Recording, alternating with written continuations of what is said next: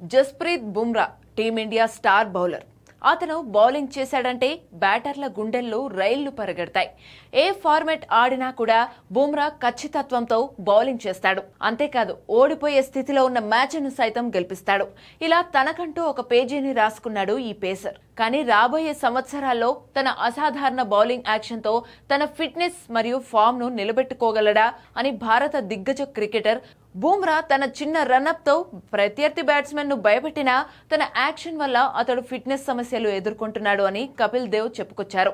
ఇక తాజా ఇంటర్వ్యూలో కపిల్ దేవ్ మాట్లాడుతూ, నేను 2 విషయాలు చెప్తాను.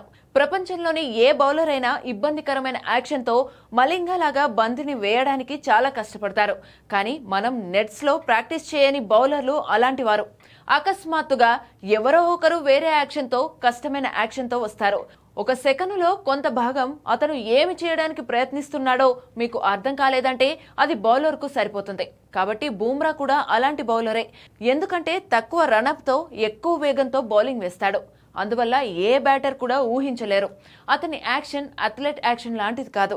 అందుకే బుమ్రా ప్రత్యర్థి జట్టుకు ఒక పెద్ద ప్రమాదంగా మారతాడు.